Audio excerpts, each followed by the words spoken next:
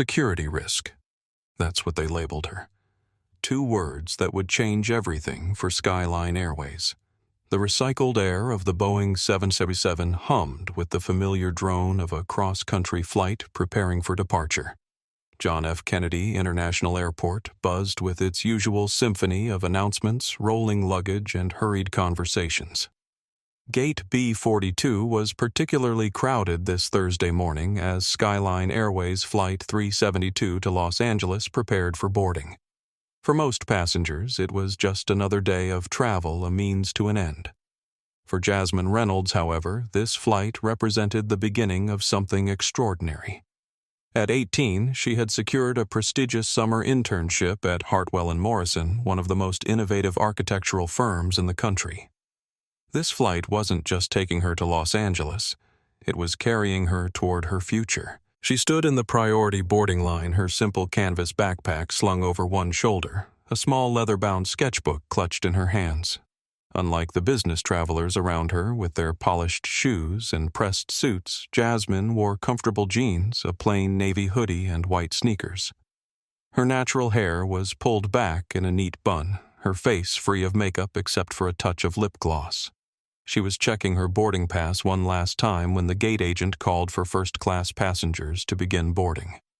As she stepped forward, she felt a slight brush against her shoulder as a man in an expensive suit pushed past her to be first on the plane.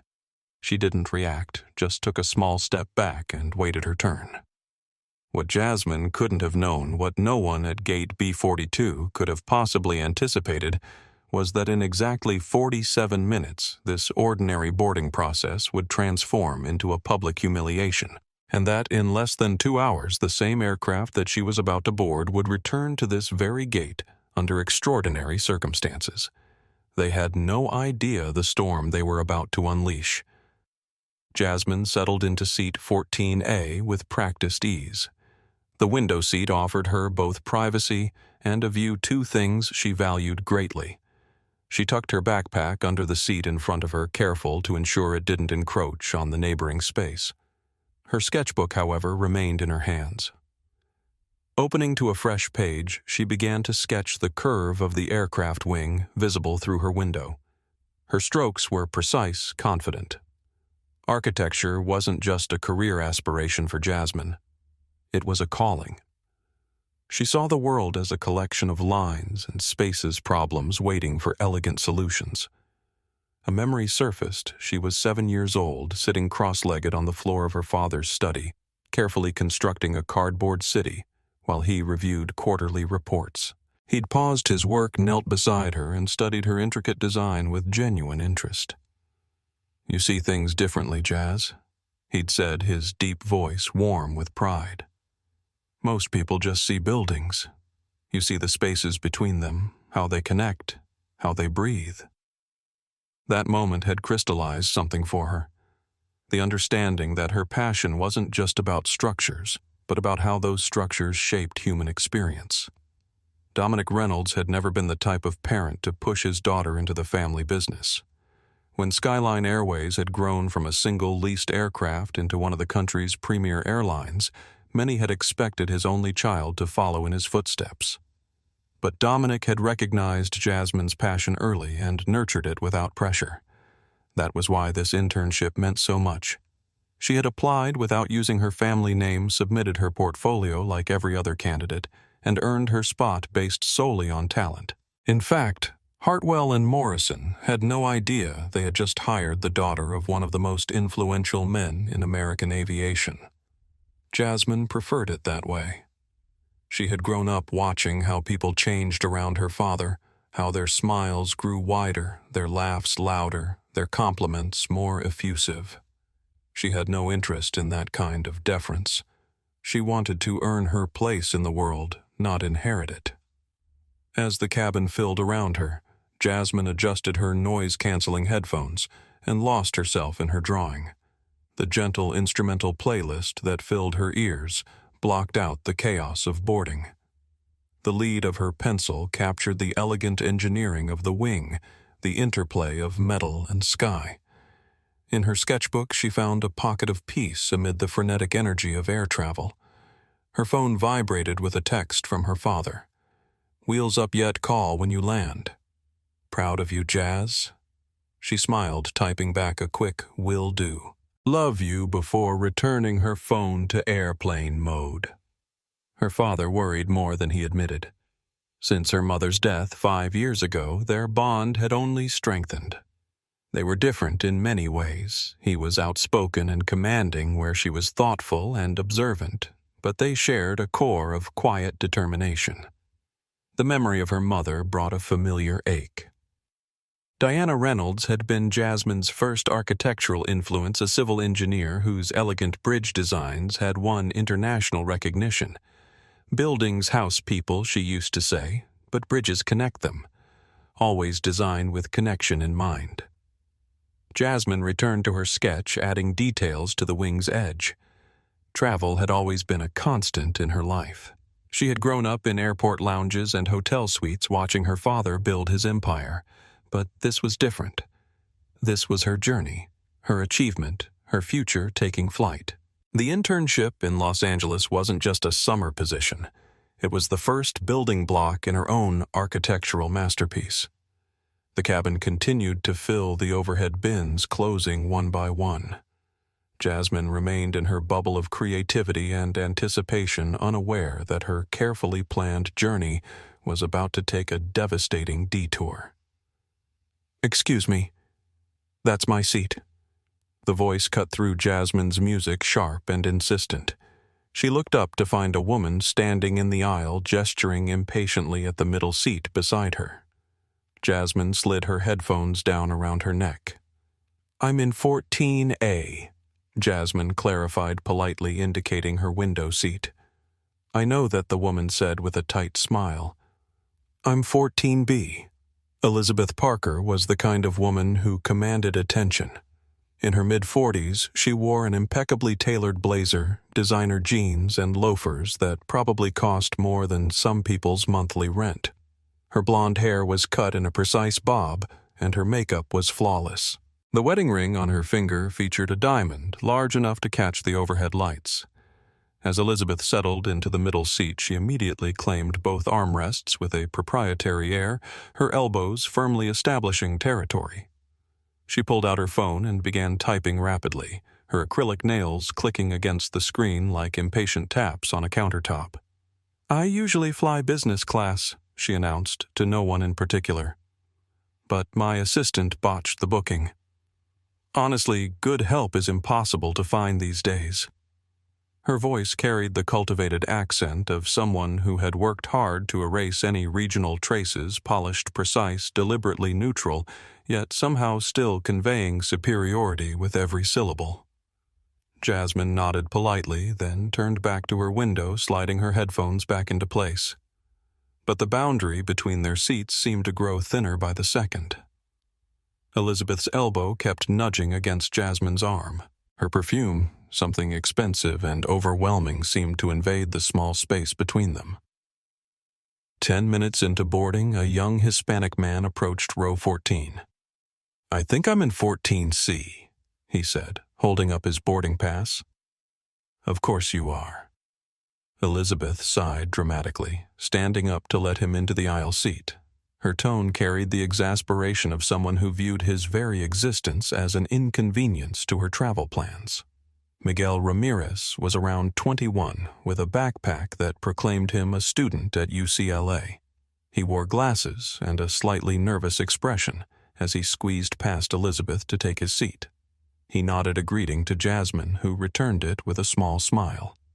As Miguel settled in, Jasmine noticed him pull out a heavily annotated copy of Structures or Why Things Don't Fall Down, the same engineering text she'd devoured during her freshman year. She was about to comment on it when Elizabeth shifted pointedly in her seat, creating a deliberate physical barrier between them. Elizabeth glanced at her watch, a rose gold Cartier that glinted under the cabin lights. Then at her phone, then at the still boarding passengers with increasing irritation. Her body language screamed impatience, as if the normal boarding process was an affront to her specifically. "I have a crucial meeting with Northrop Grumman's board at 4, she announced to no one in particular, her voice pitched to Carrie. Their acquisition strategy for next quarter depends on my presentation. This delay is completely unacceptable." A flight attendant passing by offered a placating smile. "We're boarding ahead of schedule, ma'am. We should push back from the gate right on time." Elizabeth's response was a dismissive huff followed by more aggressive typing on her phone. When Jasmine reached down to retrieve her water bottle from her backpack, Elizabeth flinched visibly as though Jasmine had made a threatening move. "Could you please be careful?" Elizabeth's voice had an edge to it. That almost hit me. Jasmine looked at her in confusion. The water bottle hadn't come anywhere near the woman. "I'm sorry," she said anyway, taking a small sip before returning the bottle to her bag. Elizabeth turned away, but not before Jasmine caught the look of distaste on her face. It was a familiar expression one Jasmine had seen countless times in upscale restaurants, high-end stores, and exclusive hotels.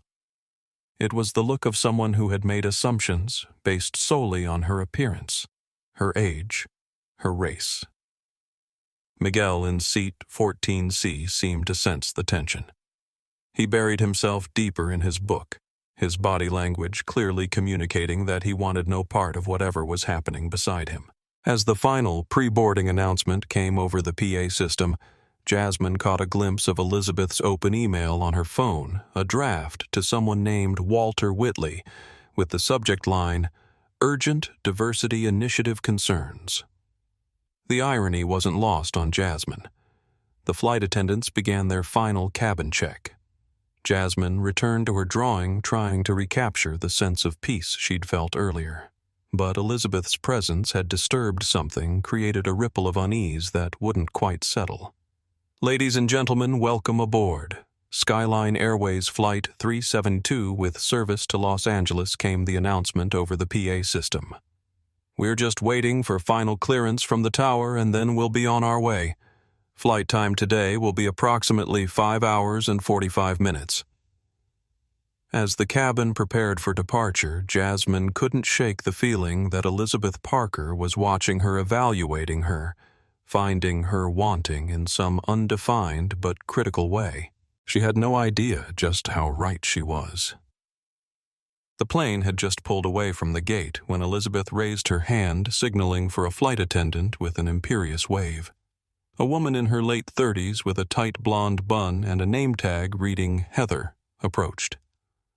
"How can I help you, ma'am?" Elizabeth leaned forward, lowering her voice to a stage whisper that was clearly meant to be overheard. "I'm feeling very uncomfortable with my seating arrangement. This person next to me is making me feel unsafe." The word hung in the air like a grenade with its pin removed. Unsafe. A loaded term that transformed Jasmine from a fellow passenger into a potential threat. Jasmine's head snapped up from her sketchbook, her eyes widening in shock. She hadn't spoken a single word to Elizabeth since the brief exchange during boarding. Unsafe Heather Davidson repeated her gaze, darting to Jasmine with new scrutiny.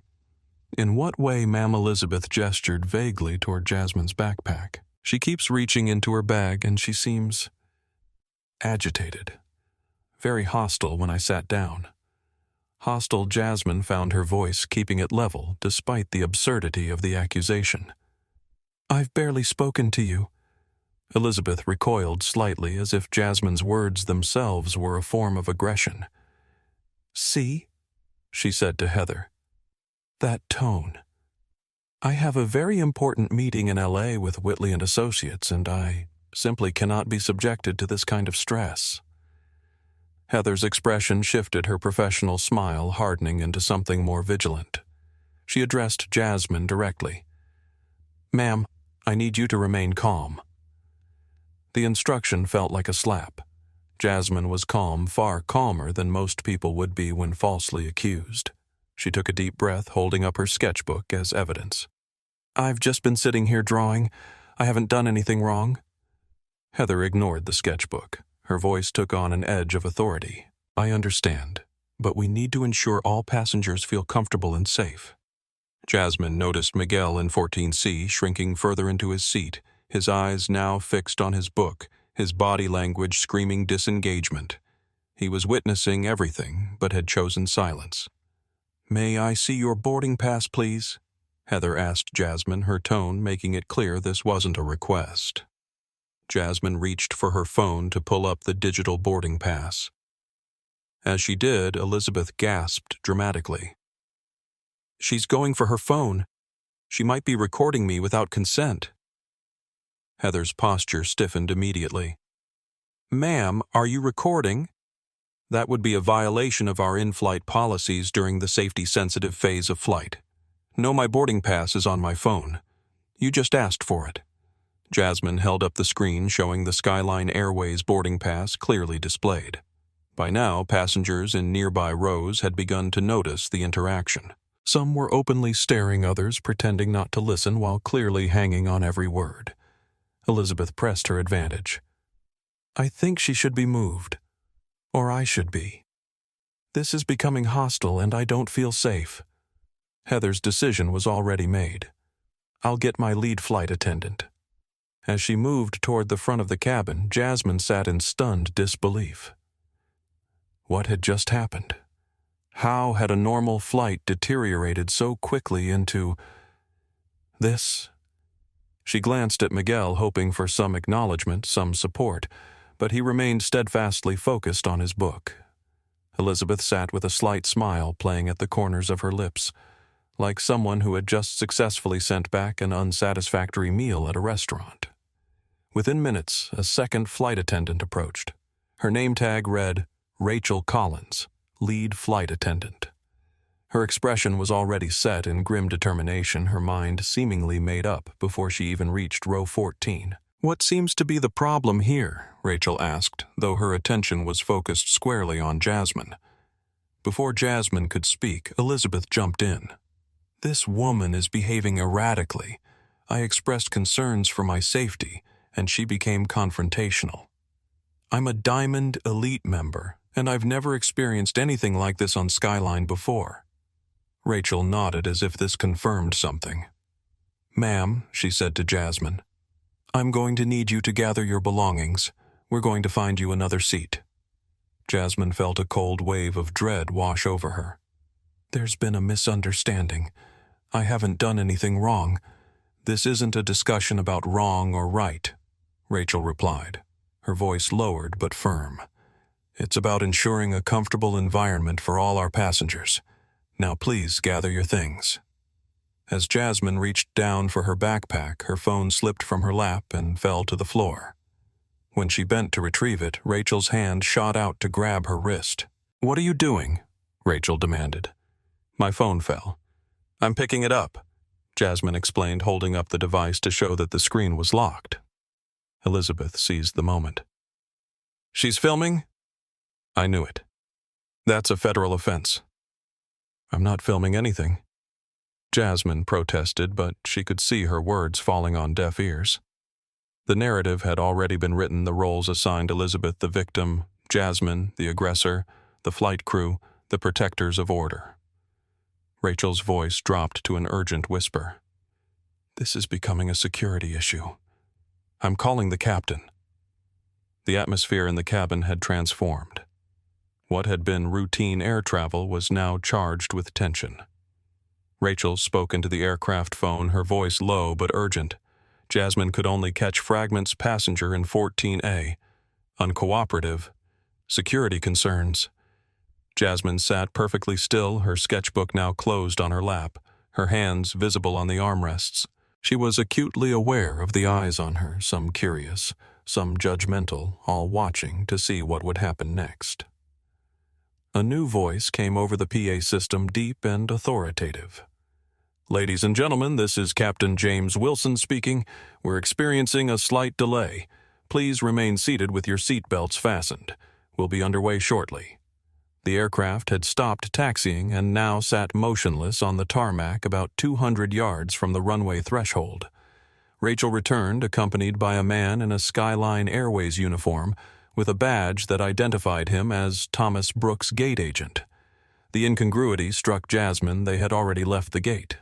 How had a gate agent boarded a moving aircraft? Later, she would learn he had been performing a weight and balance check and was already aboard when the situation erupted. Ma'am Thomas addressed Jasmine with cold professionalism. "I need you to come with me." "Why?" Jasmine asked, fighting to keep her voice steady. "I haven't done anything wrong. This woman falsely accused me, and no one has even asked for my side of the story." Thomas glanced at Elizabeth, who was now playing the role of the victimized passenger to perfection, her body language suggesting she was enduring some terrible ordeal. "We have procedures for these situations," Thomas replied, avoiding Jasmine's direct question. "And right now those procedures require you to deplane so we can sort this out." "Deplane?" Jasmine echoed incredulously. "We're on an active taxiway." "How exactly am I supposed to deplane?" Thomas's expression hardened. "The captain has requested a return to gate for a security issue. Once we're back at the gate, you'll need to exit the aircraft." "Security issue?"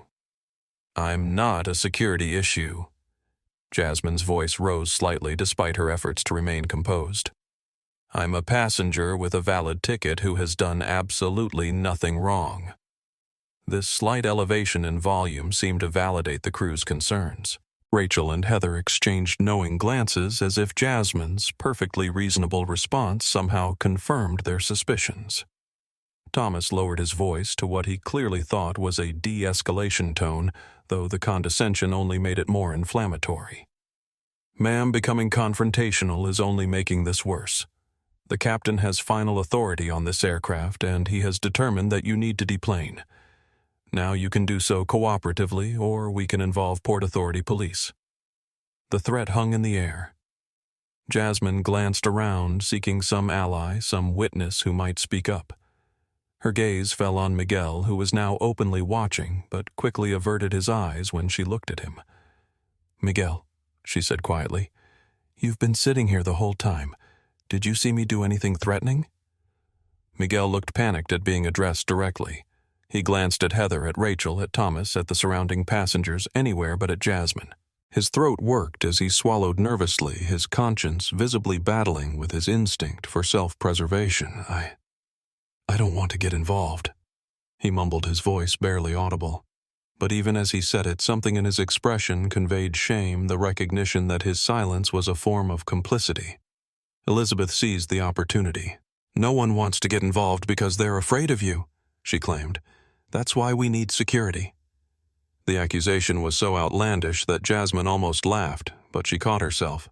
Showing any emotion now would only be used against her.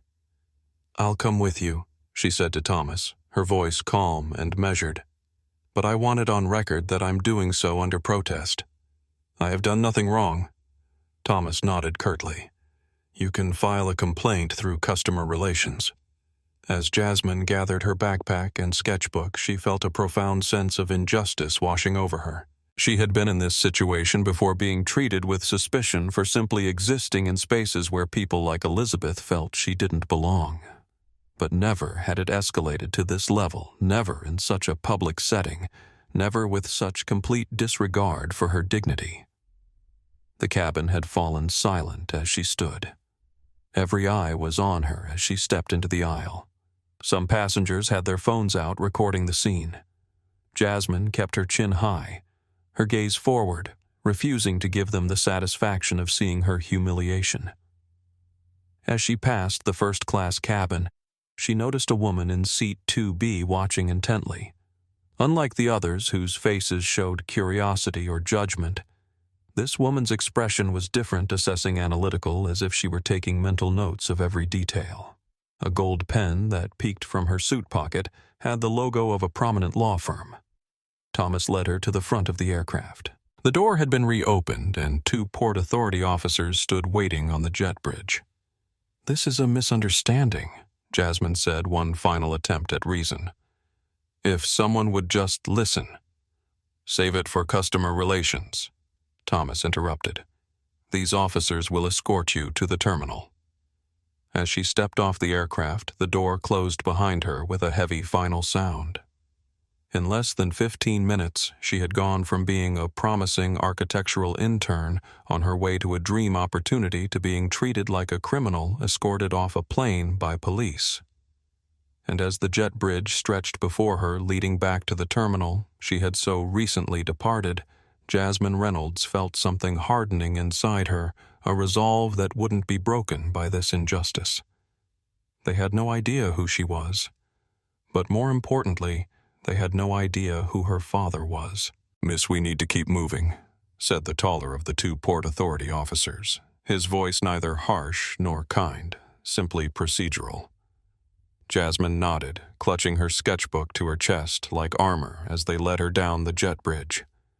The tunnel seemed longer now, stretching endlessly toward the terminal, each step another measure of her humiliation. The officers flanked her, their presence declaring her status to everyone they passed. She wasn't a passenger anymore. She was an incident, a security concern, a problem to be managed. "Can you tell me what happens now?" Jasmine asked, her voice steadier than she felt. "You'll be escorted to the supervisor's desk," the second officer explained. "They'll take your statement and determine next steps." Next steps. As if her life, her internship, her carefully laid plans were just a procedural matter to be processed according to some unseen flowchart. They emerged into this bustling terminal, and Jasmine felt the weight of curious stares from waiting passengers. A young child pointed. A mother quickly pulled the child's hand down, whispering a reprimand while stealing her own glance at the spectacle. The sensation wasn't entirely new. Jasmine had grown up as Dominic Reynolds' daughter, accustomed to a certain level of public attention. But this was different. This wasn't respectful recognition. It was suspicious scrutiny. "That's her, the one they took off the plane." Someone whispered loudly enough to be heard. A memory surfaced, sharp and painful. She was 13, shopping with her mother in an upscale boutique in Manhattan. Diana Reynolds had stepped away to take a business call, leaving Jasmine browsing alone. Within minutes, a security guard had appeared asking pointed questions about what she was doing there, whether she could afford anything. Her mother's return and immediate recognition by the store manager had transformed the guard's suspicion to fawning apologies. That night, her father had sat her down for a conversation she would never forget. "The world will try to define you before you can define yourself," he had told her, his voice gentle but his eyes fierce with protective love. "Never let them. You are Jasmine Reynolds, brilliant, talented, worthy of respect. Not because you're my daughter, but because you're a human being deserving of dignity." She'd asked why it had happened, why the guard had singled her out when she'd done nothing wrong. Because people see what they expect to see, her father had explained. They operate from assumptions they don't even recognize.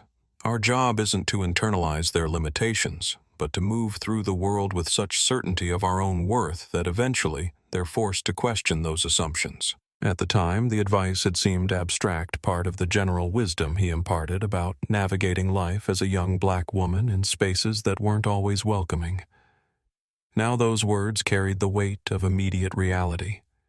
As they approached the Skyline Airways service desk, Jasmine spotted her flight through the massive terminal windows. It was still parked at the gate, its engines idle. A small irrational part of her hoped that someone, the captain perhaps, or even Miguel, had come to their senses and was calling for her return. But even as she watched, the jet bridge began to retract from the aircraft. Her hopes retracted with it. "This way, please," said the first officer, guiding her toward a row of uncomfortable-looking chairs near the service desk. "Wait here. Someone from Skyline will be with you shortly."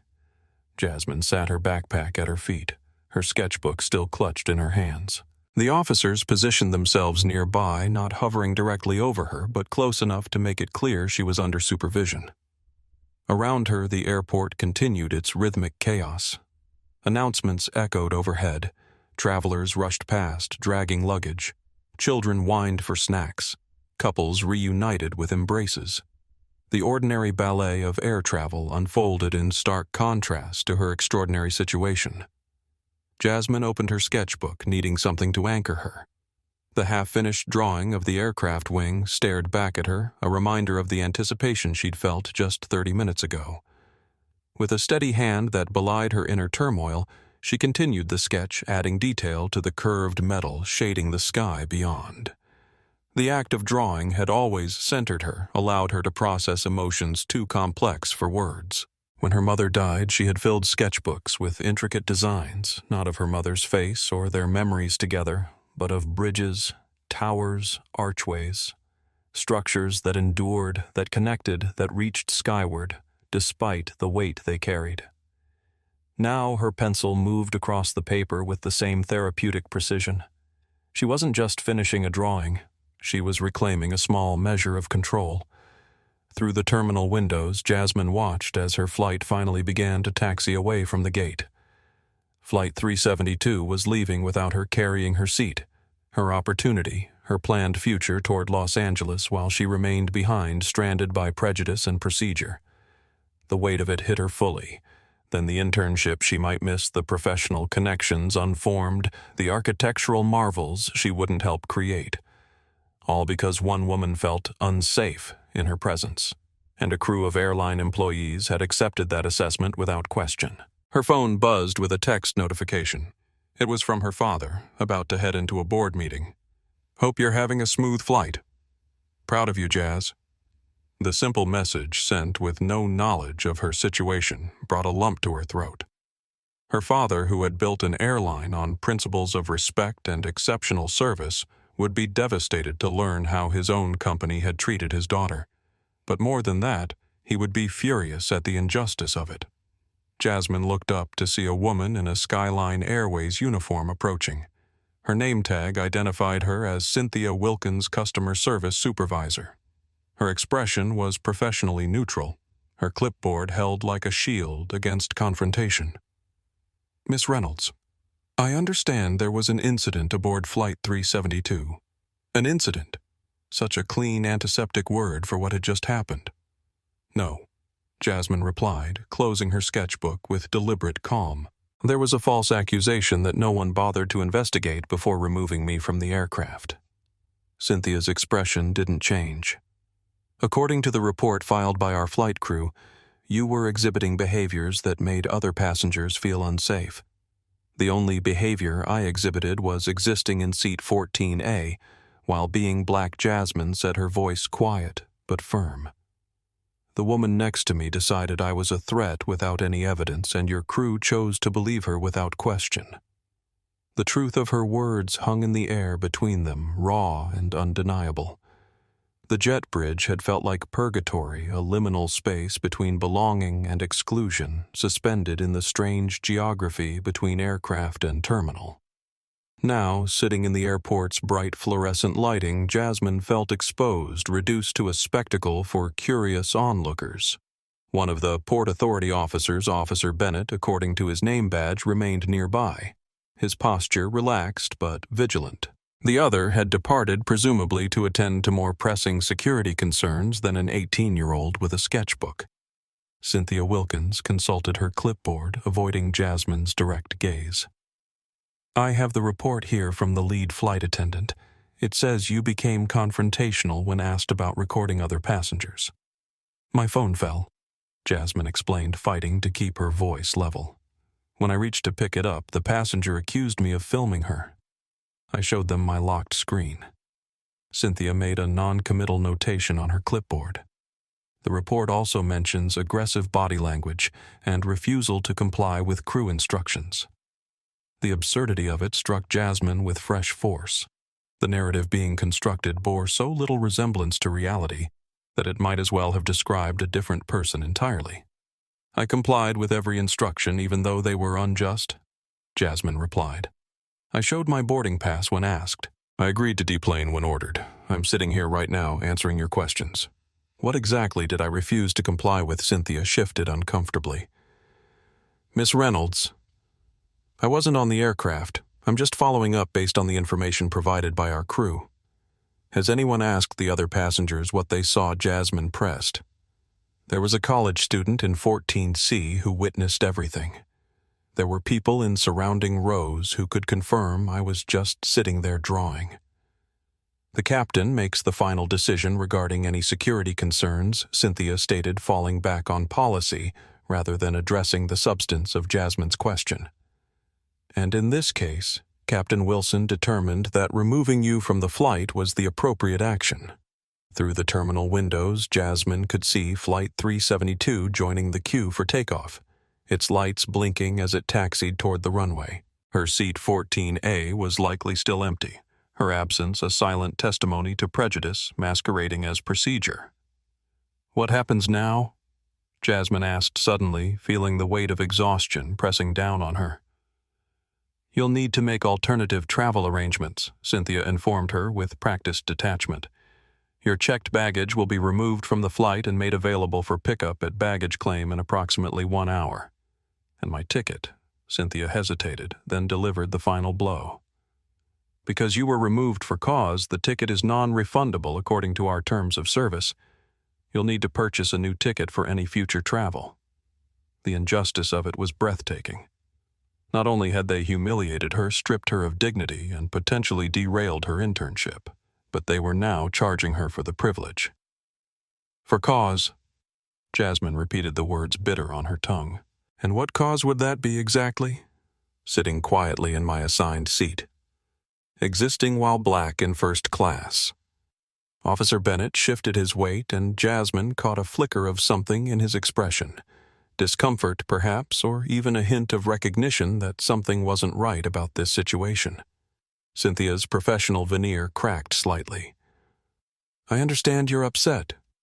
"No." Jasmine cut her off, her voice calm but carrying an edge of steel that would have made her father proud. "I don't think you do understand. I don't think you can possibly understand what it feels like to be singled out, falsely accused, publicly humiliated, and then told it's your fault. All because someone decided based on nothing but prejudice that you don't belong." The words hung in the air between them, raw and unanswerable. Cynthia closed her clipboard. "You can file a formal complaint through our customer relations department if you feel you've been treated unfairly. Here's an information pamphlet with the contact details." She placed a glossy trifold brochure on the seat beside Jasmine, a corporatized Band-Aid offered for a gaping wound of injustice. "Will there be anything else?" Cynthia asked, already half-turned to leave. Jasmine looked up at her, really looked at her, and saw not malice, but something perhaps more insidious indifference. Cynthia Wilkins wasn't a villain in this story. She was simply another cog in a machine designed to process incidents rather than see people. "No," Jasmine said quietly. "There's nothing else you can do for me." As Cynthia walked away, Jasmine returned her gaze to the terminal windows. Flight 372 had reached the runway now. In moments, it would accelerate down the tarmac lift into the air and carry its passengers, including Elizabeth Parker, toward Los Angeles. Without her. Officer Bennett cleared his throat. "Miss, you're free to go. We don't need to stay with you anymore." Jasmine nodded, acknowledging the small mercy of no longer being under direct supervision.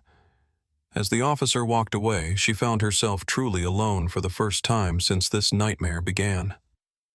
The adrenaline that had carried her through the confrontation was fading, leaving behind a hollow feeling in her chest.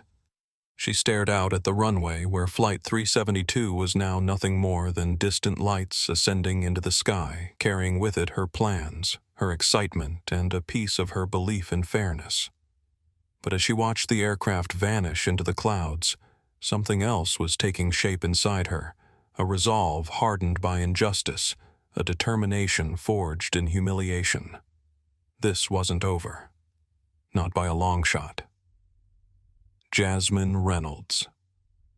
The voice belonged to yet another Skyline Airways employee. This one an older woman with graying hair pulled back in a severe bun. Her name tag identified her as Diane Palmer, Senior Customer Relations Manager. Jasmine looked up from her sketchbook where she'd been drawing with focused intensity for the past 20 minutes. "Yes, I've been asked to follow up on your situation." Diane's hesitation suggested she'd been briefed but was uncertain about the details. "Cynthia mentioned you had concerns about how your case was handled." "My case?" Jasmine repeated the corporate terminology grating on her. Is that what you call it when a paying customer is falsely accused and publicly humiliated?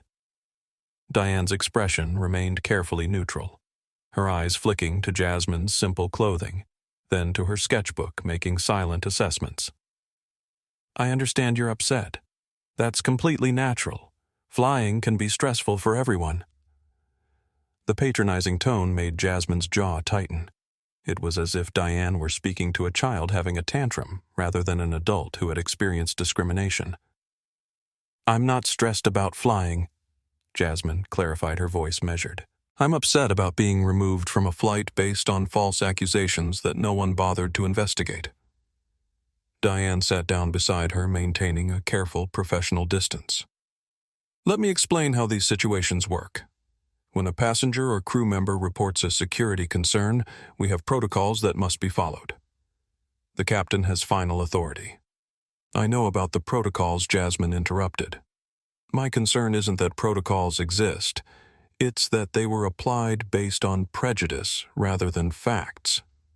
This seemed to catch Diane off guard. Prejudice is a very serious accusation. So is calling someone a security threat? Jasmine countered. Diane glanced down at the file in her hands. According to our lead flight attendant's report, you were exhibiting concerning behavior that made another passenger feel unsafe. We take these reports very seriously.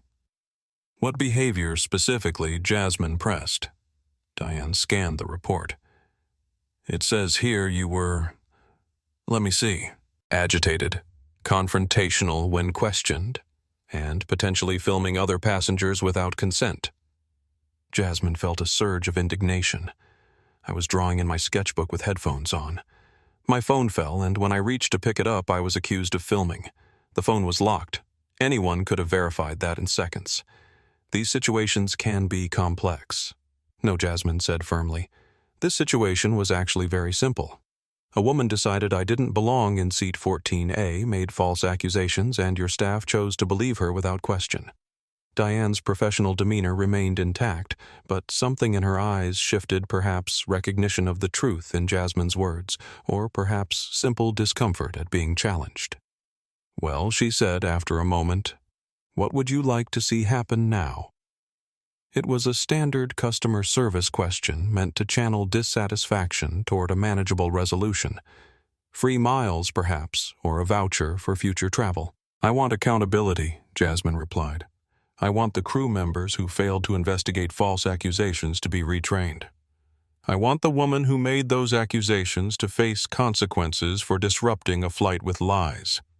And I want a full refund for my ticket and compensation for the internship opportunity I may now miss. Diane's expression made it clear these demands exceeded what she was authorized to offer. I can process a complaint form that will be reviewed by our customer advocacy team.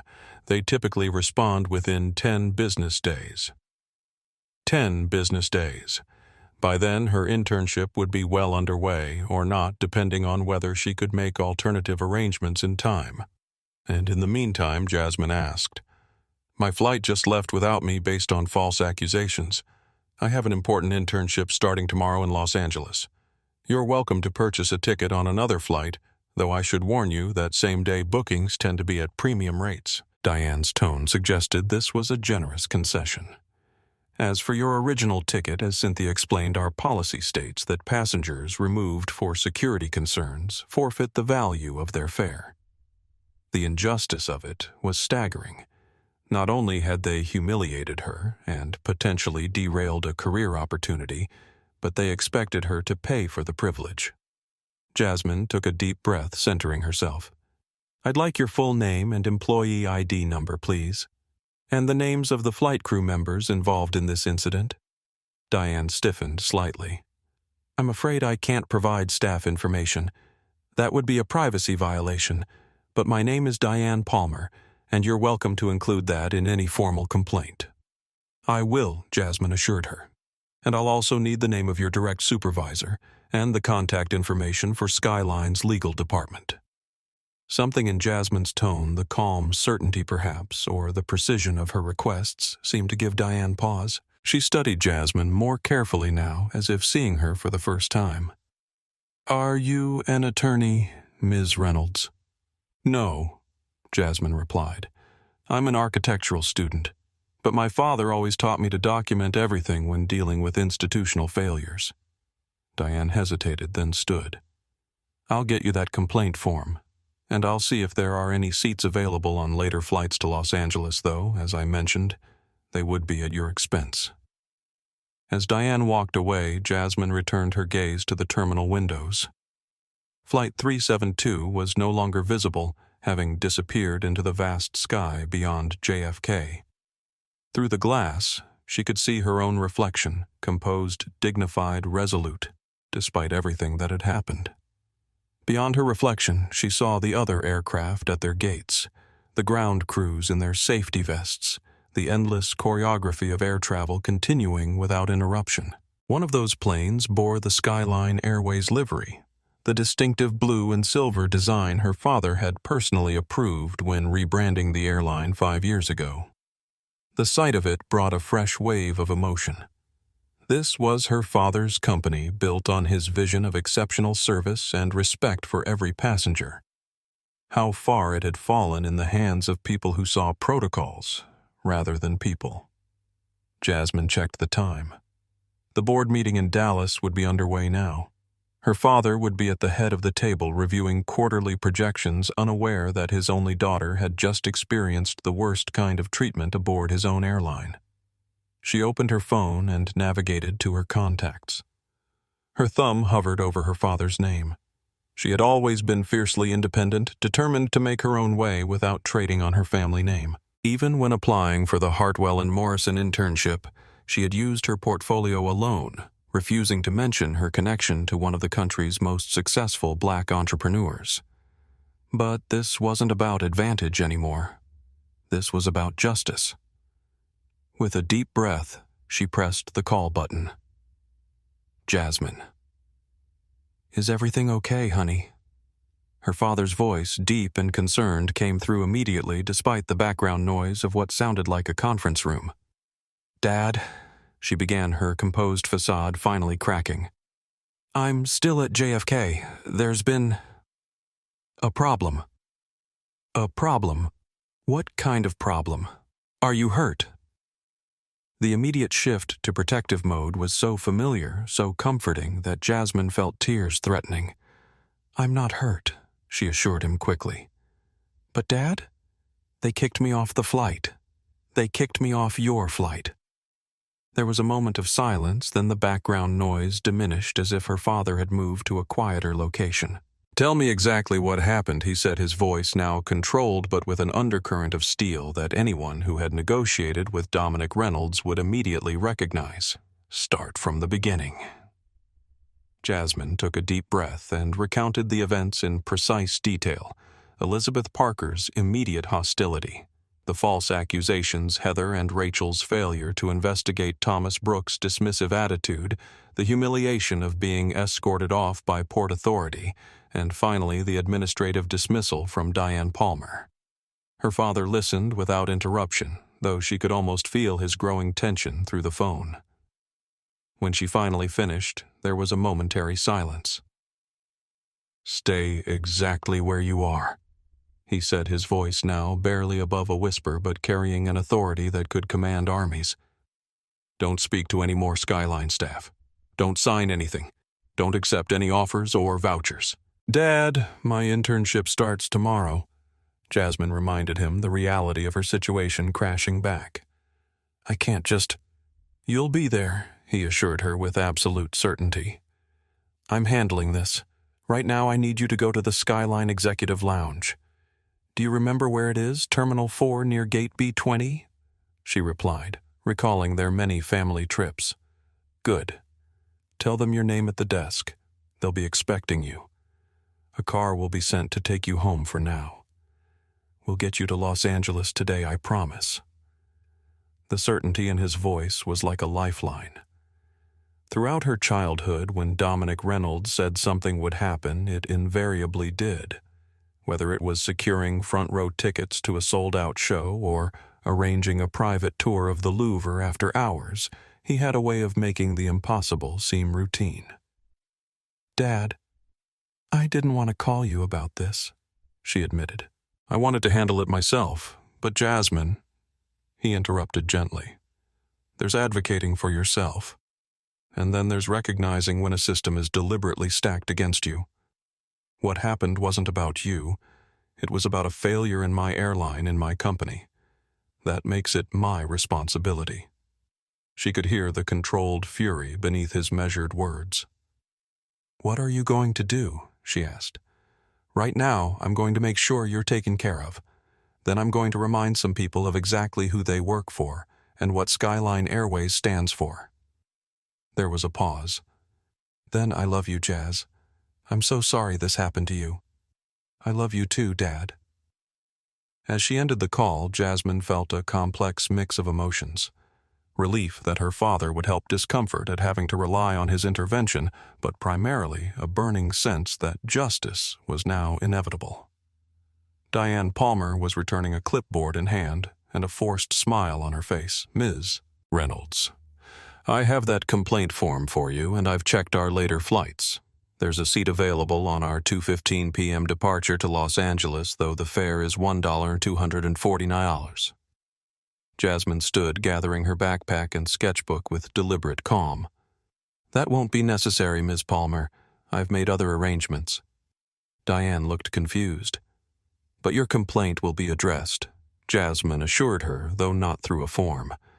"Thank you for your time." As she walked away, Jasmine caught a glimpse of Diane's perplexed expression. The customer service manager clearly wasn't accustomed to people walking away from her carefully scripted resolutions. Jasmine made her way through the terminal toward the Skyline Executive Lounge. As she approached the entrance with its frosted glass doors bearing the silver-blue Skyline logo, she felt a strange sense of homecoming. How many times had she sat in this lounge with her father, watching him greet staff by name, ask about their families, treat everyone from the janitor to the executive lounge manager with the same respect. The young woman at the reception desk looked up as Jasmine approached. "Welcome to the Skyline Executive Lounge. May I see your boarding pass and membership card?" "My name is Jasmine Reynolds," she said simply. The receptionist's fingers froze over her keyboard, her eyes widening slightly. "Ms. Reynolds.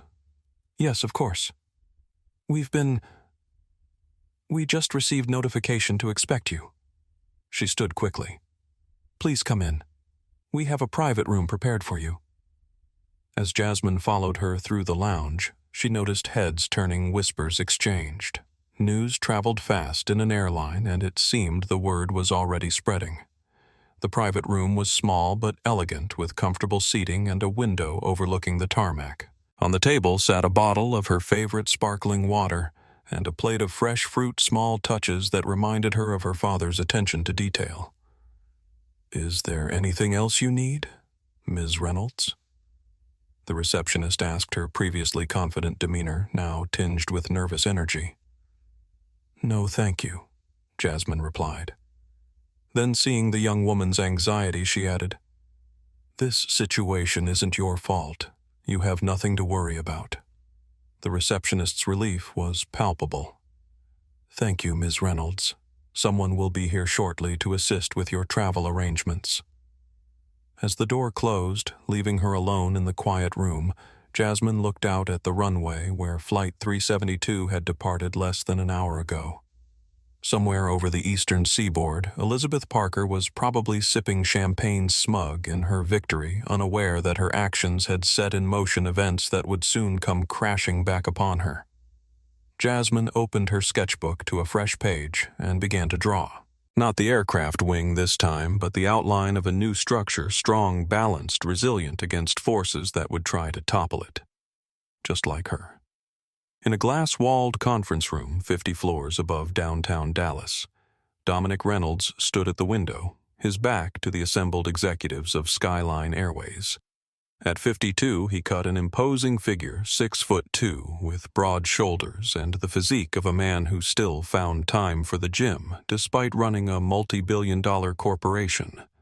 His tailored charcoal suit bore no flashy labels, just impeccable craftsmanship and the subtle blue pocket square that matched Skyline's corporate color. The silence in the room was deafening. None of the 12 people seated around the mahogany table dared to speak.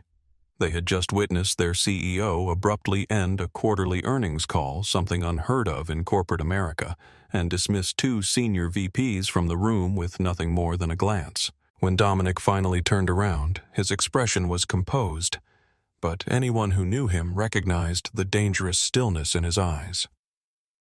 This was not the charismatic leader featured in business magazines or the approachable boss who remembered everyone's names and family details. This was the Dominic Reynolds, who had built an empire from a single leased aircraft and outlasted competitors through sheer force of will. Janet, he addressed his Chief Operating Officer, Janet Rivera, directly. Get Alfonso Garcia at JFK Operations on a secure line, now.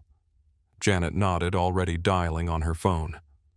Dominic turned to his Chief Legal Counsel, Andrew Patterson.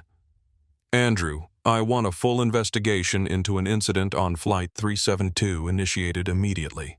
Everything: crew statements, passenger accounts, security footage, everything. Andrew was already taking notes. What exactly are we looking for? A catastrophic failure of our most basic principles, Dominic replied, his voice controlled but vibrating with intensity. A passenger was just removed from that flight based on false accusations that no one bothered to verify. I want to know how this happened and who allowed it. The executives exchanged nervous glances. Customer complaints were common in the airline industry, usually handled through established channels, not by the CEO himself. Sir, ventured the VP of Customer Experience, perhaps we should route this through our normal escalation procedures. This is not going through procedures. Dominic cut him off. This is going through me. Janet looked up from her phone. I have Alfonso Garcia on the line. Dominic took the phone. Alfonso. Dominic Reynolds. Through the speakerphone came a startled voice. Mr. Reynolds. Sir, I wasn't expecting. How can I help you? What's happening with Flight 372? Dominic asked, his tone making it clear this was not a casual inquiry. Flight 372 Alfonso's confusion was evident. It's just cleared for takeoff, sir. There was a brief delay due to a passenger removal, but the flight is now third in line for departure. Who was the passenger? A moment of hesitation. A Jasmine Reynolds, sir. Seat 14A. The temperature in the conference room seemed to drop by several degrees. The executives, now realizing what was happening, sat perfectly still. Alfonso Dominic said, his voice dangerously quiet, that plane does not take off. Have air traffic control hold it at the threshold. Tell them it's a critical security reassessment initiated by the airline. I don't care what procedures you have to invoke or what it costs. That aircraft does not move another inch. Sir, the delay, the cost. Alfonso started to protest. The cost, Dominic interrupted, of what happened in that cabin is already greater than you can calculate. Get that plane held at the threshold. Then arrange ground equipment to tow it back to gate B42. Yes, sir. And Alfonso, I'm on my way. My plane takes off in 20 minutes. He ended the call and handed the phone back to Janet.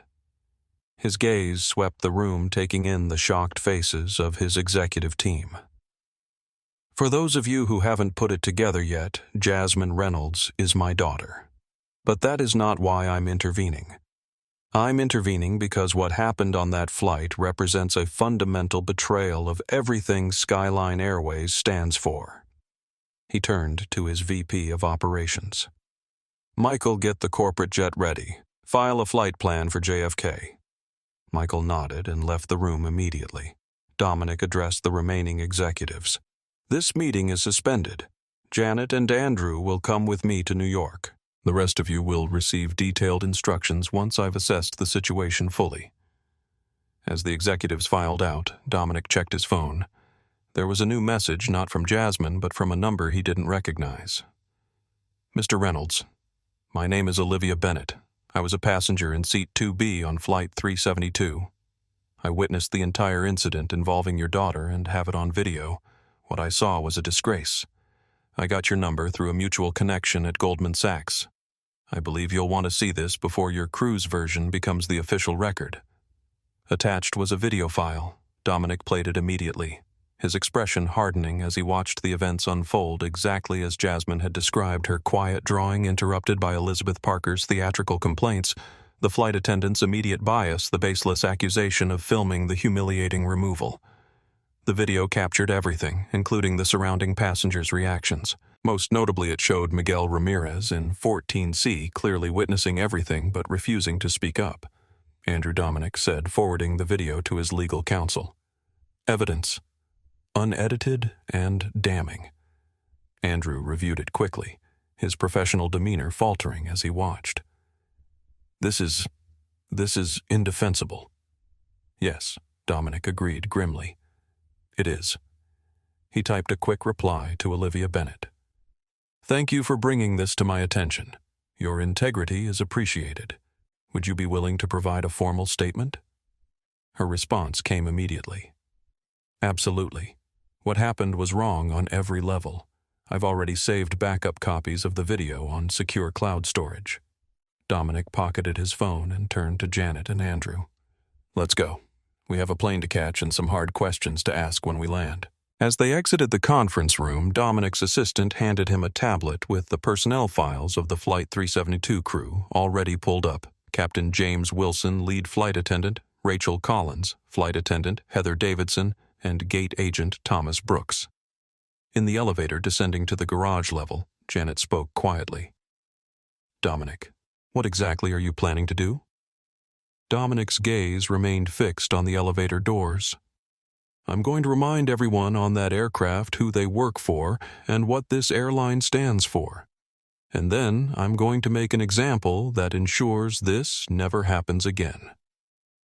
The elevator doors opened to reveal a waiting car. As they rode to the private airfield where the corporate jet was being prepared, Dominic reviewed the video again, his jaw tightening with each viewing. By the time they boarded the sleek Gulfstream G650, the full machinery of Skyline Airways' executive powers had been mobilized. Teams were being dispatched to JFK, statements were being prepared, and a crisis management protocol that had never been used in the company's history was being activated. As the corporate jet accelerated down the runway, lifting into the clear Texas sky, Dominic Reynolds sat quietly looking out the window at his company's headquarters receding below. He had built Skyline Airways from nothing, transforming it from a regional carrier into a national powerhouse through a simple philosophy: treat every passenger with dignity and respect. Today, that philosophy had been betrayed on his watch against his own daughter. The reckoning that was coming would reshape Skyline Airways forever. And somewhere on a taxiway at JFK Flight 372 was being ordered to hold position, its puzzled passengers about to learn that sometimes justice arrives with unexpected swiftness. Olivia Bennett had not planned to get involved. As a corporate attorney specializing in employment law, she had learned early in her career to observe carefully, document thoroughly, but intervene selectively. From her seat in 2B, she had a perfect view of row 14 where the incident had unfolded like a textbook case of bias in action. She had watched as the young black woman Jasmine she now knew was systematically isolated, accused, and ultimately removed, all without a shred of evidence or due process. She had witnessed Elizabeth Parker's performance, the flight attendant's immediate acceptance of her claims, and the young man's cowardly silence. And she had recorded everything. The decision to record hadn't been premeditated. When Elizabeth first signaled for the flight attendant, Olivia had merely looked up from her legal brief, mildly curious about the interaction. But something in Elizabeth's theatrical whisper, the immediate shift in Heather's demeanor upon looking at Jasmine, had triggered her professional instincts. 20 years of employment litigation had taught Olivia to recognize the patterns of workplace discrimination. This wasn't a courtroom, but the dynamics were identical. An accusation based on assumptions rather than evidence immediate credibility extended to one party, but not the other escalation without investigation, and finally punishment without due process.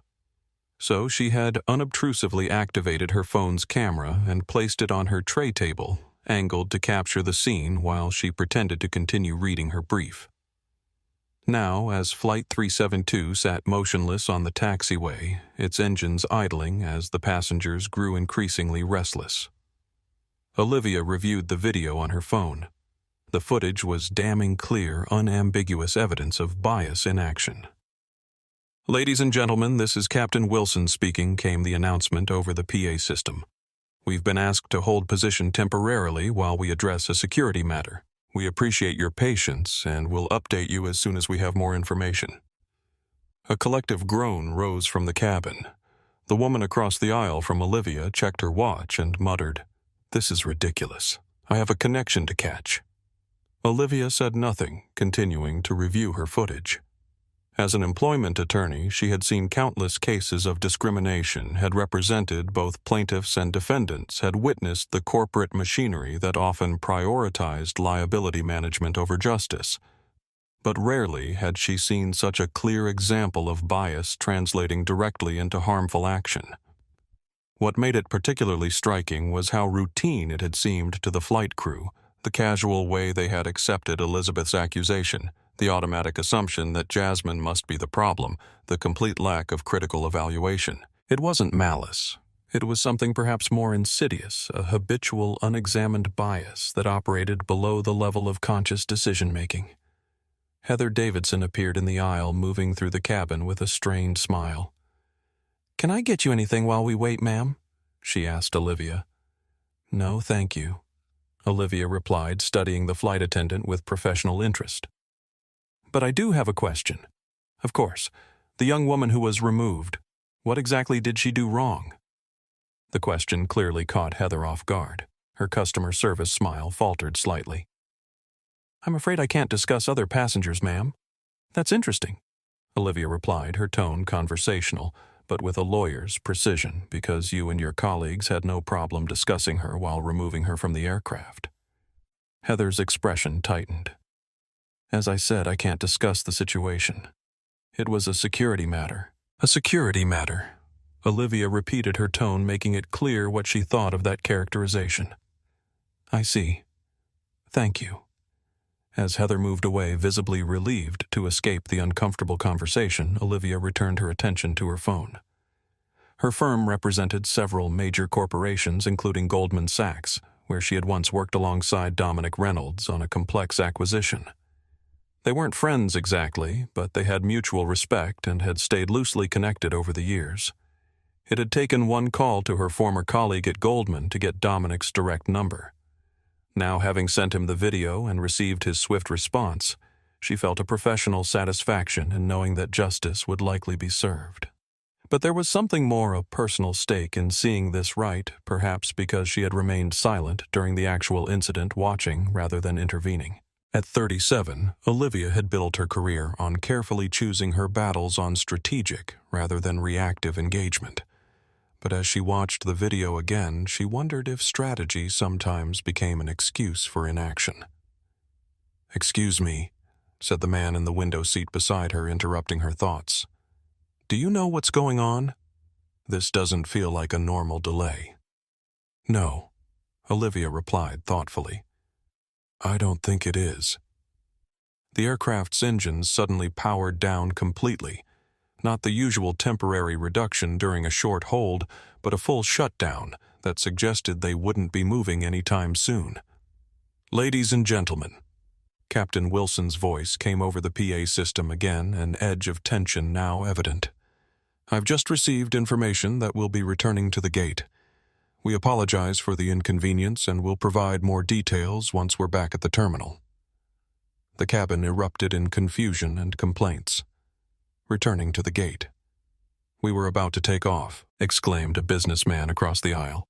"This is outrageous." From row 14, Olivia could see Elizabeth Parker's reaction, initially annoyed like the other passengers, But then a flicker of something else crossed her face. Uncertainty, concern, perhaps even the first stirrings of fear. As if sensing Olivia's gaze, Elizabeth turned slightly, their eyes meeting briefly across the cabin. Olivia didn't look away.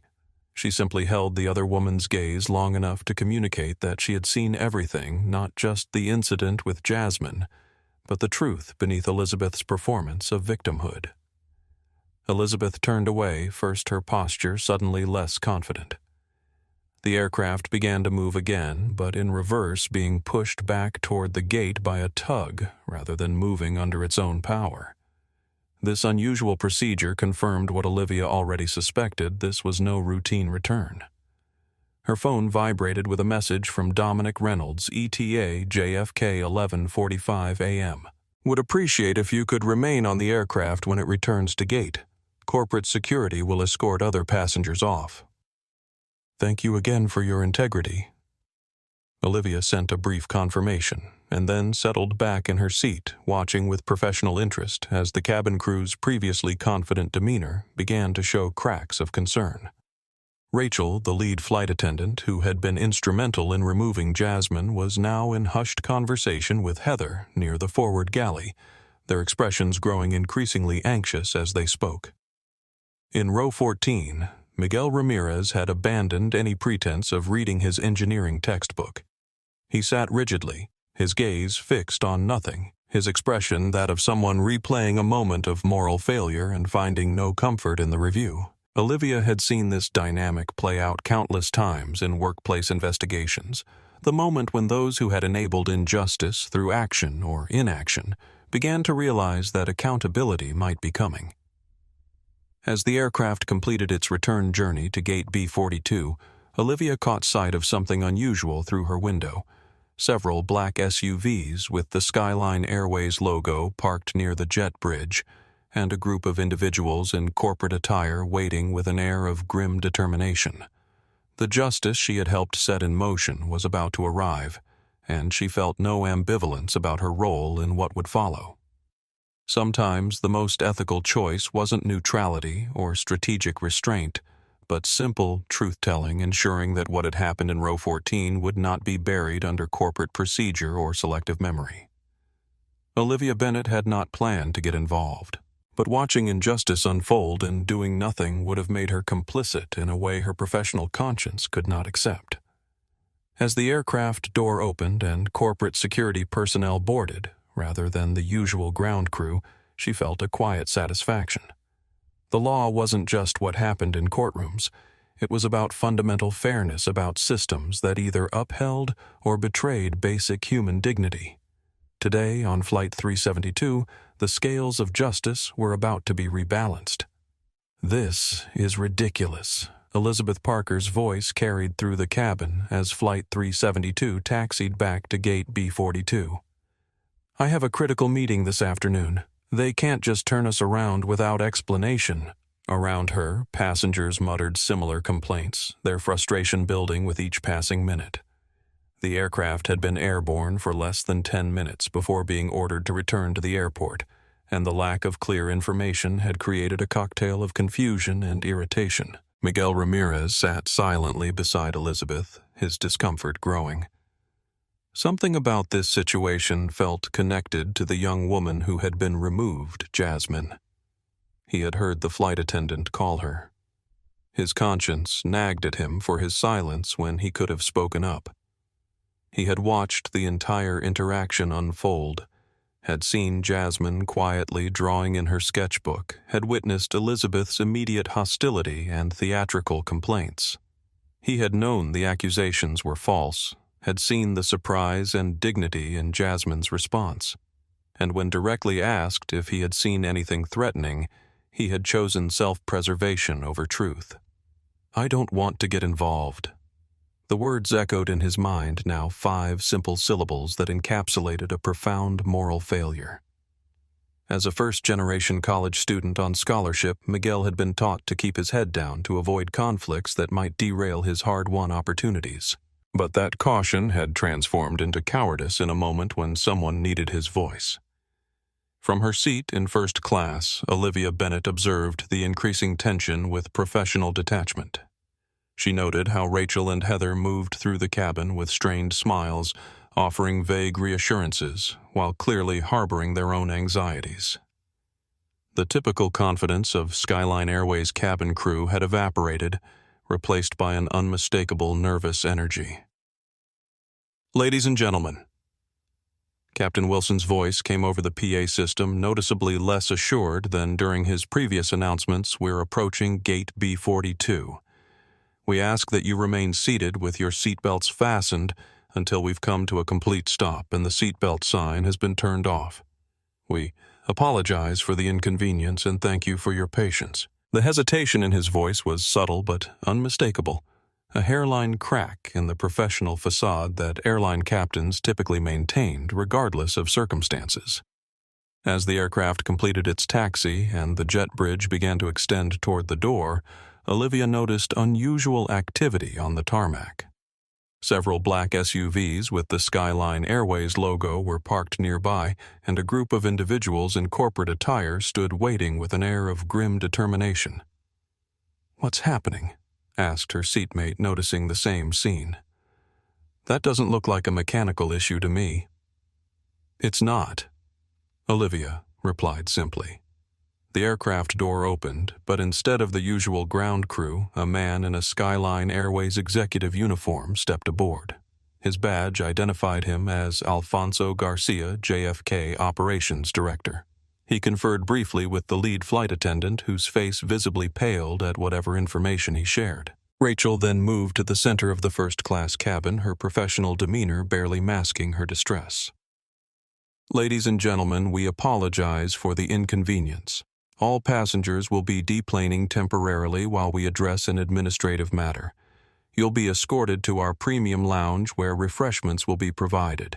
We anticipate a delay of approximately 2 hours. A chorus of groans and objections rose from the cabin. "This is outrageous," Elizabeth Parker's voice cut through the general discontent. "I demand an explanation.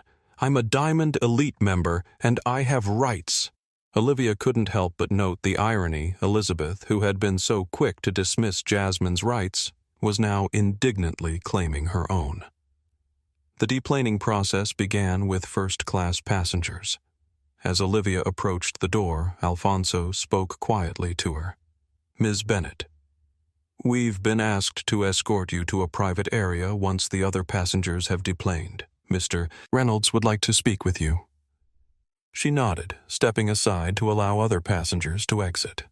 As the regular passengers filed out, directed toward the premium lounge with vouchers and apologies, Olivia noticed something unusual. Certain individuals were being subtly identified by security personnel and guided to a separate area. Elizabeth Parker was one of them. Miguel Ramirez was another. When Elizabeth reached the door, she was met by 2 Skyline corporate security officers. "Ms. Parker," one of them said, "would you please come with us? There's a matter that requires your attention." Elizabeth's confident demeanor faltered slightly. "What matter? I have a connection to make." "It concerns an incident earlier today," the officer replied, his tone professional but unyielding. "Please come with us." As Elizabeth was led away, looking confused and increasingly concerned, Miguel Ramirez attempted to blend in with the crowd of deplaning passengers. But as he reached the door, he too was addressed by name. "Mr. Ramirez, we'd appreciate a few moments of your time as well." His face flushed with guilt and anxiety. "Am I in trouble?" The security officer's expression revealed nothing. "We just need your statement regarding the incident in row 14. One by one, key witnesses were identified and separated from the general passenger population, Elizabeth Parker, Miguel Ramirez, and several passengers who had been seated near row 14. The flight crew remained aboard their usual end-of-flight routines, suspended as they waited with poorly concealed apprehension. Captain Wilson had emerged from the cockpit, his captain's hat held tightly in hands that betrayed the slightest tremor. "What exactly is happening?" he demanded of Rachel, who stood near the galley, her composure cracking. "I don't know," she admitted. But they mentioned Dominic Reynolds. The name fell like a stone into still water, sending ripples of dread through the assembled crew. Skyline's founder and CEO was known for his hands-on approach and uncompromising standards, but direct intervention from the top was unprecedented. Outside, through the cockpit windows, they could see a sleek Gulfstream G650 with the Skyline executive livery taxiing to a private area of the terminal. Dominic Reynolds had arrived, and as the last regular passengers deplaned directed toward the premium lounge with vouchers and apologies, the aircraft that had been the site of Jasmine's humiliation now became the stage for its reckoning. The cabin, normally bustling with activity during turnaround, fell into an eerie silence. The flight crew, Captain Wilson, First Officer, Davis, Rachel Collins, Heather Davidson, and 2 other flight attendants gathered in the forward cabin, their usual professional confidence replaced by growing unease. Thomas Brooks, the gate agent who had escorted Jasmine off the plane, was summoned aboard, his face already pale with apprehension. None of them spoke. They simply waited the minutes, stretching painfully for the arrival of the man whose name was emblazoned on the side of every aircraft in the Skyline fleet. "Tower is asking for an update on our status." First Officer Laura Mendez reported, her hand covering the microphone of her headset. "They want to know if we're declaring an emergency or if this is a mechanical issue." Captain James Wilson stared at the radio, his 27 years of aviation experience offering no precedent for the current situation. When the order had come to return to JFK, he had initially assumed it was a standard security protocol, perhaps a passenger on the no-fly list who had been identified after takeoff, or an overlooked maintenance issue requiring immediate attention. But the specific instruction to return to gate B42, the same gate they had departed from, coupled with the phrase, "direct order from Dallas," had triggered an alarm in his mind that grew louder with each passing minute. "Tell them." He hesitated, choosing his words carefully. "Tell them we're returning due to an administrative security review. Not an emergency, not mechanical." Laura relayed the message, then turned to him with concern etching her features. "James, what's really happening? This doesn't make sense." Captain Wilson removed his headset and ran a hand through his silver-gray hair. Unlike many pilots who maintained a military-style crew cut, he wore his hair slightly longer, a small rebellion against conformity that his otherwise spotless professional record had allowed him. "I think it has to do with that passenger we removed before departure, the young woman in 14A. The security risk," Laura frowned. "But that was by the book. Rachel reported a disruptive passenger. You made the call as captain. Standard procedure. Maybe Wilson conceded, but something about this feels different. The order came from Dallas, Laura. From the top. The top," she repeated, the significance dawning on her. "You mean?" He nodded grimly. "Dominic Reynolds himself." The name hung between them like a storm cloud. Unlike most major airlines, where the CEO was a distant figure, known primarily through quarterly reports and occasional company-wide emails, Dominic Reynolds remained intimately involved with Skyline's operations. A former pilot himself, he maintained his licenses and occasionally flew routes to stay connected with the day-to-day reality of his airline. But why would the CEO get involved in a routine passenger removal, Laura asked, voicing the question that had been troubling Wilson since the return order came. Before he could respond, a call came through on the aircraft's internal communication system. "Captain, this is Rachel." The lead flight attendant's voice was strained. "There's a situation developing. We have senior corporate staff boarding and they're asking all passengers to deplane." "What kind of situation, Rachel?" "I'm not sure, but—" Her voice dropped to nearly a whisper. They mentioned Jasmine Reynolds. Wilson's blood ran cold. Reynolds, the passenger they had removed, the security risk. Could she be? Oh, God. He muttered, the pieces suddenly falling into place. Laura checked the manifest. What was the full name of the passenger in 14A? Laura quickly pulled up the flight manifest on the cockpit display. Jasmine Reynolds, she read, then looked up with widening eyes. You don't think... The CEO's daughter, Wilson, confirmed, his voice hollow. We just threw the owner's daughter off her own family's airplane. The realization hit with the force of physical blow. In all his years of flying, James Wilson had faced turbulence, mechanical issues, even a bird strike that had required an emergency landing. But nothing in his training had prepared him for this. The dawning horror that he had signed off on removing Jasmine Reynolds based on nothing more than the complaint of another passenger and his lead flight attendant's assessment. But we followed procedure. Laura insisted, though her voice lacked conviction. If she had identified herself, would you? Wilson interrupted. If you were being falsely accused, would you play the "do you know who I am" card, or would you expect to be treated fairly, regardless of who you were? The question wasn't just rhetorical. It struck at the heart of what had happened, the fundamental failure to see Jasmine Reynolds as a person deserving of basic dignity and fair treatment, regardless of her name or connections. Laura had no answer for that. She stared out the cockpit window where ground crew were now positioning the jet bridge.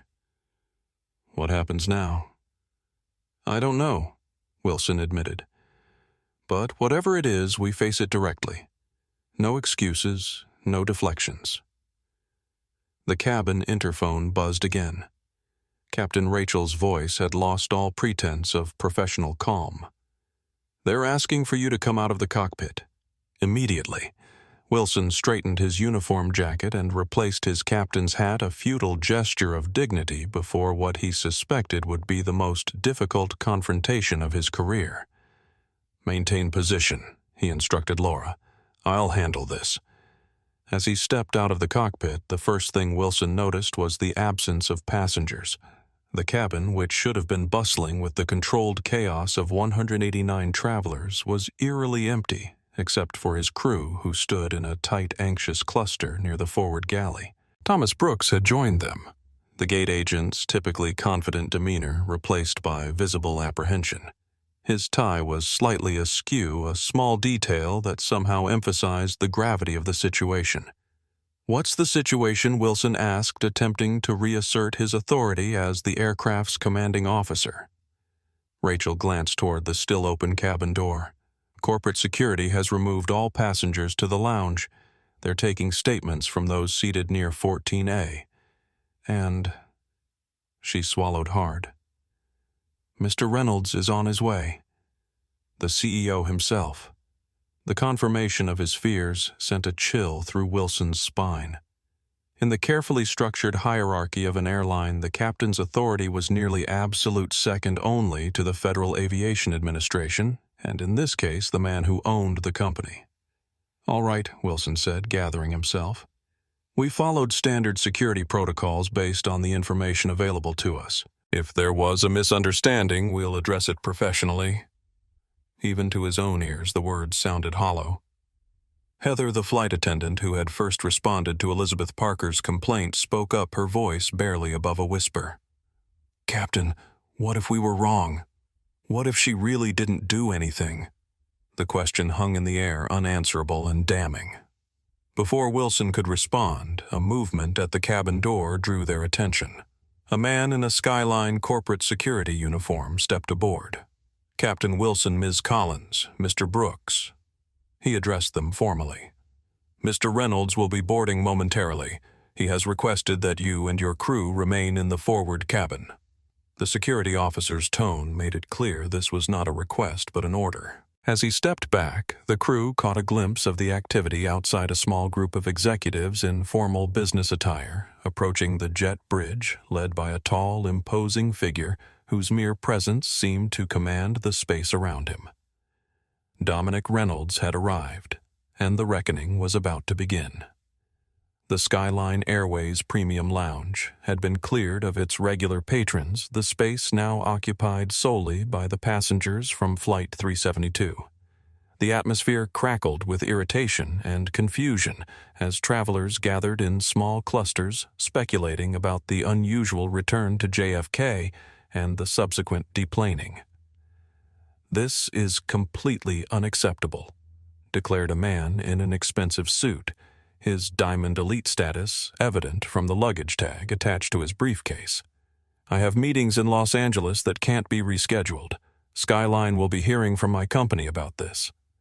Similar complaints echoed throughout the lounge, the passengers united in their frustration, if nothing else. Elizabeth Parker sat alone in a corner, her previous confidence eroded by the unsettling experience of being escorted separately from the other passengers. The corporate security officers had been polite but firm, informing her that her presence would be required for an investigative review before she could continue her journey. What investigation she had demanded. "I haven't done anything wrong." Their non-committal responses had only increased her anxiety. Now isolated from the other passengers and nursing a sparkling water she didn't want, Elizabeth felt the first stirrings of genuine alarm. Something was happening. Something beyond the typical disruptions of air travel, and she had a growing suspicion it was connected to that girl in 14A. Elizabeth Parker had built her career at Whitley & Associates through a combination of genuine talent and ruthless efficiency. As a senior marketing executive specializing in corporate reputation management, she had developed a particular skill for identifying and eliminating threats to her client's public image and to her own professional advancement. That skill had served her well in an industry still dominated by men, many of whom viewed her as an interloper rather than an equal. She had learned to use every advantage to establish dominance in subtle ways, to ensure her comfort and authority were never questioned. The incident with Jasmine had been almost reflexive, a habitual assertion of her presumed status over someone she perceived as not belonging in her space. She hadn't thought of it as prejudice. She had framed it to herself as maintaining proper standards, as ensuring her comfort on a long flight. But now, watching the unusually serious demeanor of the Skyline staff and the separate handling of specific passengers, a cold realization was forming in her mind. This wasn't routine. This was targeted, and somehow she had become the target. Across the lounge, Miguel Ramirez sat with his laptop open but untouched, his mind replaying the scene in row 14 again and again. He had witnessed everything. Elizabeth's immediate hostility, Jasmine's calm confusion, the flight attendant's biased intervention. And he had said nothing, had pretended not to see, had chosen his own comfort over doing what he knew was right. "Mr. Ramirez." A woman in a Skyline corporate uniform approached him. "We'd appreciate a few moments of your time if you wouldn't mind following me." Miguel nodded, gathering his belongings with shaking hands. As he followed the woman to a private conference room adjacent to the lounge, he made a decision. If asked, he would tell the truth, all of it, even the parts that reflected poorly on himself. It was a small penance for his earlier silence, but it was something. Meanwhile, aboard Flight 372, the tension had built to an almost unbearable level. Captain Wilson and his crew stood in a loose semicircle in the first-class cabin like defendants awaiting a verdict. Through the still open cabin door, they could see the approaching executives led by Dominic Reynolds. "Remember?"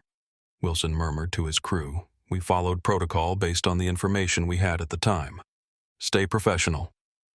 Rachel Collins nodded mechanically, but her usual poise had abandoned her. Beside her, Heather Davidson stared at the floor, her face pale. Thomas Brooks stood slightly apart from the flight crew, as if hoping to distance himself from whatever was about to unfold. The first aboard was a woman in her early 40s, her tailored suit and confident stride marking her as an executive. Janet Rivera, Chief Operating Officer. She introduced herself briskly, though her focus was clearly on the cabin door behind her. Next came a man carrying a leather portfolio, his expression grave. Andrew Patterson, Chief Legal Counsel, he stated, taking position beside Janet. And then finally Dominic Reynolds himself stepped aboard Flight 372. The change in the atmosphere was immediate and profound.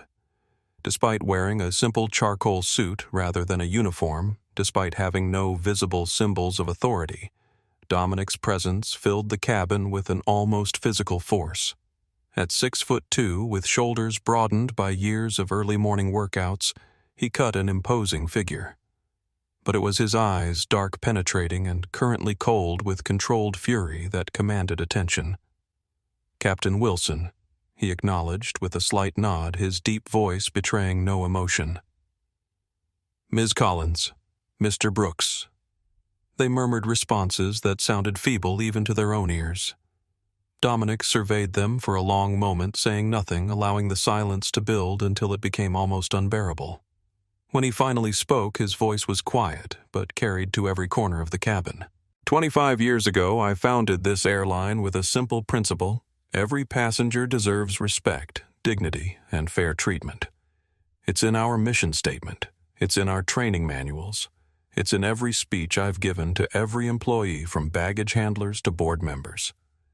He paused, his gaze moving from one crew member to the next, assessing, evaluating.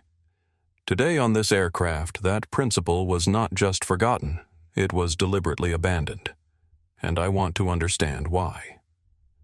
Captain Wilson stepped forward slightly, his professional instinct to protect his crew overriding his personal apprehension. "Sir, we followed established security protocols. The lead flight attendant reported a passenger disturbance, and as captain, I made the determination that... Did you leave the cockpit to assess the situation yourself?" Dominic interrupted, his tone still measured, but with an edge that cut like a blade. Wilson hesitated. "No, sir. That's not standard. Did you request verification beyond Ms. Collins' assessment? Did you ask for corroborating statements from other passengers? Did you review any evidence before authorizing the removal of a paying customer from this aircraft?" Each question struck with precision, leaving no room for equivocation.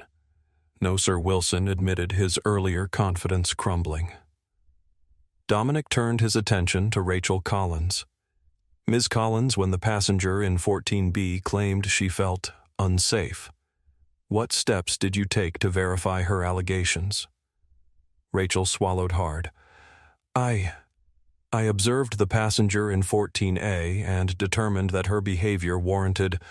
What behavior specifically, Dominic pressed. She was argumentative when questioned, and there was concern about unauthorized recording. Argumentative, Dominic repeated the word, hanging in the air. "Ms. Collins, I've seen a video of the entire incident. The passenger you removed was calm, composed, and entirely reasonable given the circumstances. She explained that her phone had fallen and showed you her locked screen. At what point did that justify labeling her a security risk?" Rachel had no answer. Thomas Brooks, perhaps sensing the inevitable, attempted to salvage what he could. "Sir, by the time I was called to the aircraft, the situation had already been assessed by the flight crew. My role was simply to execute the removal as directed by the captain." Execution without question. Dominic noted his gaze shifting to the gate agent. Blind obedience rather than basic human judgment. Is that what Skyline has become in my absence from day-to-day operations?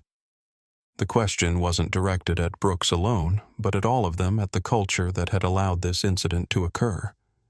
In the silence that followed, Janet Rivera stepped forward slightly. "The passenger from 14B, Elizabeth Parker, has been isolated as you requested. The witness from 2B, Olivia Bennett, is waiting in the private conference room with her video evidence. And the young man from 14C, Miguel Ramirez, is being interviewed now."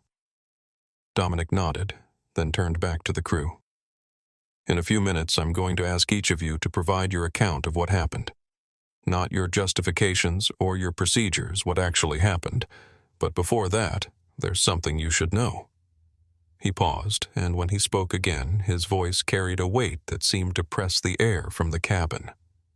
"The passenger you removed, the young woman you labeled a security risk without evidence or due process, is my daughter, Jasmine Reynolds." The revelation fell like a thunderbolt among the crew. Captain Wilson actually took a physical step backward, as if struck. Rachel's hand flew to her mouth. Heather let out a small, involuntary sound of distress. "But that's not why I'm here." Dominic continued his control absolute despite the emotion vibrating beneath his words. "I'm here because what happened on this aircraft represents a fundamental betrayal of everything Skyline Airways claims to stand for. And that betrayal would be just as inexcusable if the passenger had been a stranger, rather than my daughter." He glanced at his watch, then back at the stunned crew. "You have 5 minutes to collect your thoughts. Then we're going to get to the bottom of exactly how and why this happened. And then, and only then, will we discuss the consequences." As Dominic turned to confer with Janet and Andrew, the crew exchanged glances of pure dread. They had followed protocol, yes, but in doing so they had failed to follow something far more important: basic human decency and fairness. And now, in the stark light of accountability, that failure stood exposed for exactly what it was. The jet bridge to Gate B-42 had been cleared of all regular personnel, replaced by Skyline Airways corporate security and a small team of executives who formed a corridor of silent authority. Through this gauntlet walked Dominic Reynolds, his presence commanding attention without effort. Unlike some CEOs who cultivated an image of unapproachable power, Dominic's authority came from a different source. Employees who had worked with him often described the same quality and intense focus that made whoever he was speaking with feel like the only person in the room. That focus, now directed toward the matter at hand, had transformed the typically bustling airport gate into a space of hushed anticipation. At 52, he moved with the confidence of a man who had built an empire through sheer force of will and uncompromising principles. The charcoal suit he wore bore no flashy labels, just impeccable tailoring that spoke of quiet wealth.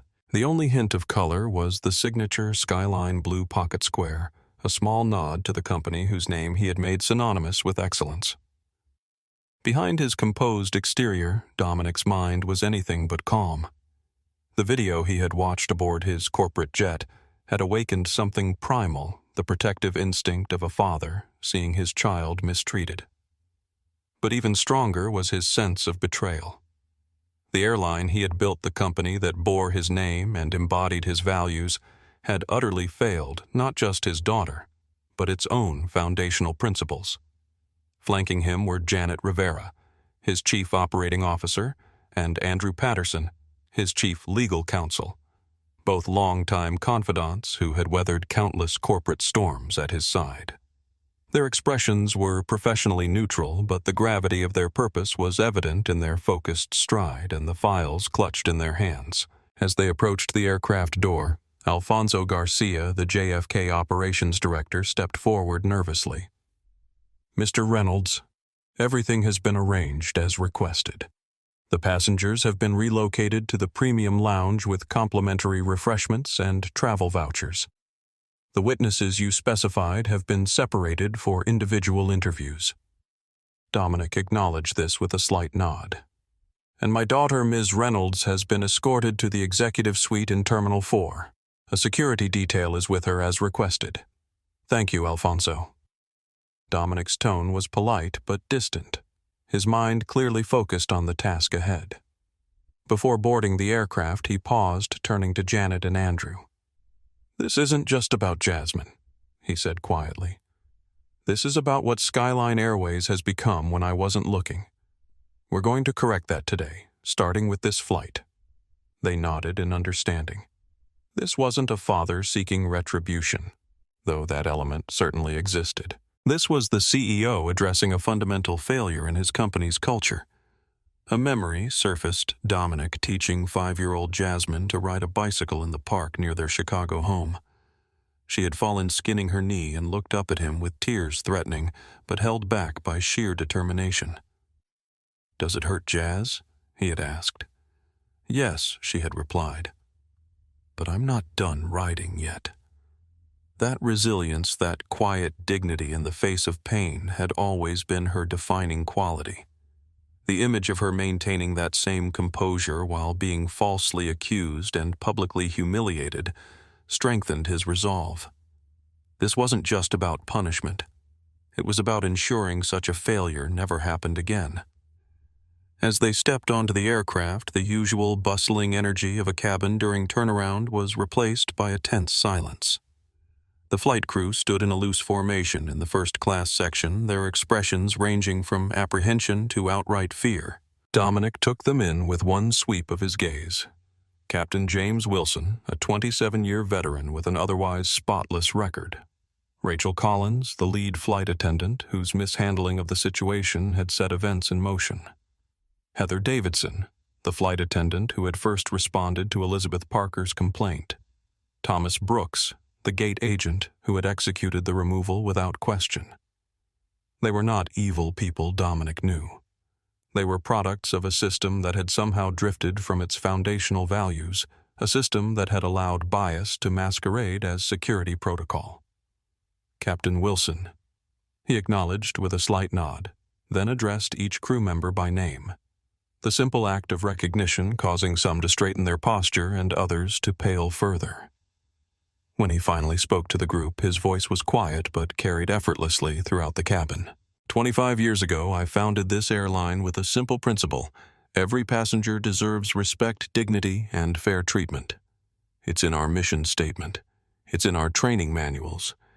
It's in every speech I've given to every employee from baggage handlers to board members. He paused, allowing the weight of this reminder to settle on them. Today on this aircraft, that principle was not just forgotten, it was deliberately abandoned. And I want to understand why. What followed was a methodical dismantling of their justifications. Captain Wilson admitted he had never left the cockpit to assess the situation himself. Rachel Collins struggled to articulate specific behaviors that warranted removing Jasmine. Thomas Brooks confessed to executing the removal without questioning its basis. When Dominic revealed that the passenger they had removed was his daughter, the shock that rippled through the crew was palpable. But his next statement struck even deeper. But that's not why I'm here. I'm here because what happened on this aircraft represents a fundamental betrayal of everything Skyline Airways claims to stand for. And that betrayal would be just as inexcusable if the passenger had been a stranger rather than my daughter. After giving them 5 minutes to collect their thoughts, Dominic turned to Janet. Let's proceed with the interviews. Captain Wilson first in the forward galley. The others can wait in the rear galley with corporate security. As the crew dispersed, Andrew opened his portfolio and removed a tablet. You should see this before we start, he said, pulling up the video that Olivia Bennett had recorded. Dominic watched it in silence, his jaw tightening as he witnessed his daughter's dignity in the face of such treatment. When it ended, he handed the tablet back to Andrew. Make sure this is preserved and authenticated, he instructed. It's going to be central to what follows. Janet touched his arm lightly. Dominic, what exactly are we doing here? Disciplinary action policy revision. Dominic looked at her, his expression resolute. Both. And more. Today we're reminding everyone from the crew of this aircraft to every employee in the Skyline network of exactly who we are and what we stand for. And we're ensuring this never happens again. With that, he moved toward the forward galley where Captain Wilson waited, his captain's hat held in hands that couldn't quite disguise their trembling. The reckoning had begun. If this story moved you, please don't keep it to yourself.